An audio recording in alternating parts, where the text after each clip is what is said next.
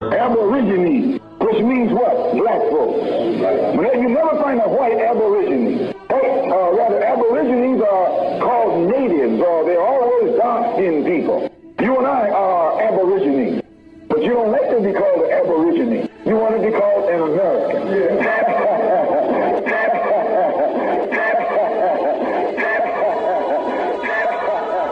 Aborigine actually means from the beginning. Two Latin words. Ab meaning from, origine meaning the beginning.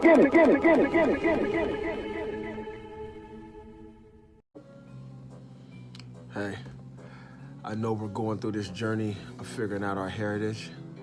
And yes, being called an Aborigine, it's not something that's normal in my vernacular, but I'm not against it. But yes, I do like being called an American because I am one. So let's go through this journey more as we figure out my roots as a Black Native American. And as always, let's get after it.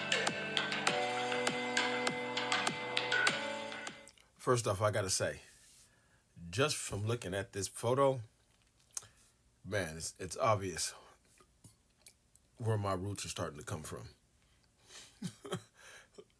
That man right there looks like we have the same heritage. But let's keep going on this journey. That's an amazing photo. That's going to be my thumbnail. Tale of the Black Indians in California? Well, if not, we have got you covered over the next 5 minutes. Let's start here with the name Theodore Taylor Johnson, whose name might not ring a bell, but his story is one to remember. Johnson was an intrepid explorer hailing... All right off the bat, this is interesting. Theodore Taylor Johnson. My name is Divine Johnson. Who the fuck did he fuck in my heritage? He went over here to California. You know I'm a California native, man, all day. CA, all day. He came over here, and I'm just speaking from my opinion and observation, so this is not a fact. This man that came to California and fucked one of my natives and gave us his last name. How else I get the last name Johnson and I'm native? Just throwing it out there. But off the bat, this is funny. From the Garden State, New Jersey. In the chilly winter month of February 1849, he embarked on a voyage to the Golden State, California. His experiences, his encounters, his observations were all meticulously penned down, giving birth to his published work, Sights in the Gold Region. This wasn't just any book. It held the distinction of being the first to narrate personal experiences from the California gold fields, experiences that were raw, real, and revealing. But among the nuggets of gold, Johnson unearthed something even more valuable. He documented his encounter with a unique group of indigenous people he called the Digger Indians. Johnson's epic journey to California and his accounts of the Digger Indians were about to rewrite history. But before we get into this epic story, we want to take a quick second to tell you about our special limited time offer. We are giving away free copies of our newest book, 13 Black Scholars Who Admitted There Were Black People in the Americas Before Columbus. This exclusive offer is our way of saying thank you for your incredible support. Dive deep into history with us and uncover... There's something that, since I've been, embarking on allowing my life to be engulfed in new understandings of my history, is that as I'm understanding that I am from here, that this is my land, that I'm indigenous to the soil of California, America, Central America, that I am mentally distancing myself from African descent. Now, don't get me wrong, I know we are all of African descent. Being a Christian man, and believing in Adam and Eve, I do believe that everybody has a little bit of African in them. So including us natives. But there's a part of it that always bugged me, and that always came down to the West Atlantic slave trade and identifying myself with a defeated people, identifying myself with a person that was sold by their own people. I just can't get behind that because it doesn't rest in my heart. I don't identify with it. And there's something about me being connected to the spirit realm and to my ancestors that gives me the understanding that that isn't me. So that's why I can't take on the title or moniker of African. I do sometimes say I am Afro-Latino because I do happen to speak Spanish, you know.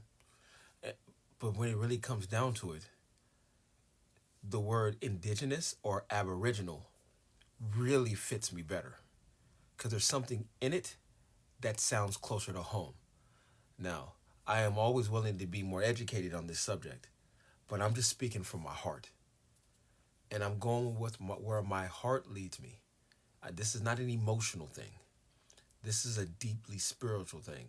I have this very close connection to Christ, and he's given me a clear path that I must lead towards finding myself. And this is what's coming up. So we'll continue. For truths that challenge what we've been taught. But hurry, this offer won't last forever. Click the link in the description and grab your free copy. Now let's get back to the video. Theodore Johnson's voyage to California was far from ordinary. Setting sail from New Jersey in the icy month of February 1849, Johnson embarked on a journey that would forever etch his name into the annals of history. The voyage to California was no pleasure cruise. It involved a perilous crossing of Panama, a land teeming with dense jungles and untamed wildlife. Yet, Johnson was undeterred. He was a man on a mission, a man with an unquenchable thirst for adventure. Upon reaching the golden shores of California, he took to prospecting in the Coloma Valley, a fertile land rich in mineral wealth. As spring gave way to summer, Johnson found himself returning to the bustling city of San Francisco, his pockets not filled with gold as he had hoped, but with a wealth of experiences and observations. But it was during this trip that Johnson made some truly remarkable observations. Johnson came across a group of indigenous people he referred to as the Digger Indians. This name, according to Johnson, was derived from their habit of digging large holes in the ground for sanitary purposes, known as sweat houses, or from their custom of digging and eating various kinds of roots. Their principal food, however, consisted of acorns and preparations from them. Johnson noted their physical attributes with keen interest. Many were of small stature, yet they possessed an impressive muscular strength. Some were taller and well-formed, while others appeared less clothed or even entirely naked. Their complexion, as Johnson described, was a dark mahogany, often nearly black. Their facial features, round or square, leaned closer to the African than the Indian. These unique characteristics, especially their dark complexions and African-like features, intrigued Johnson and others who came across his writings. That's another thing that just continually throws me off, that we can't be given the title as the originators of the human race when everything starts from darkness. In all things, seeds grow in dark, air comes out of darkness, light comes out of darkness. Everything starts from that. So it just doesn't sit with me. My heart keeps telling me it all starts with us. Always have. And not to put nothing against it, but even when I've looked into other regions of the world, all of their indigenous is dark-skinned. Everywhere. China, Mongolia, Russia, everywhere. All their indigenous is my color. There's some power in that.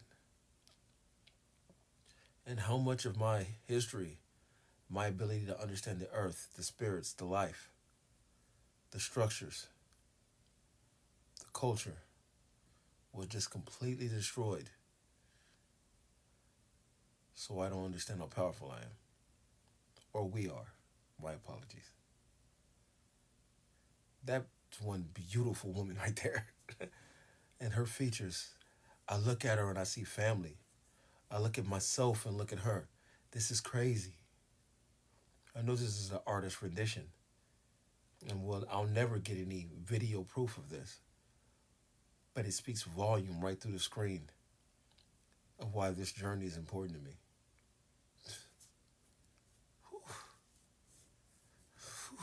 That's a beautiful woman. Observations posed intriguing questions about the origins of these indigenous people. So in summary, Johnson's accounts cast a new light on the historical understanding of indigenous people in California. His experiences, vividly captured in his book, Sites in the Gold Region, presented a unique perspective on the indigenous Black Indians of California, whom he referred to as the Digger Indians.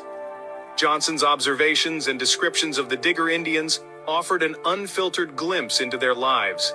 Their unique practices, from their distinctive dietary habits to their peculiar digging activities, were meticulously documented. These accounts shed light on a tribe that was, in Johnson's own words, probably inferior to all others on the continent. This probably due to Johnson's racial bias towards the complexion of their black skin. Johnson's findings underscore the complexities and diversities within the indigenous populations of California, challenging previous assumptions and narratives. His journey reaffirms the importance of first-hand accounts in shaping our historical understanding. Theodore Johnson's journey and discoveries serve as a reminder of the rich, diverse... This is absolutely breathtakingly beautiful. You know,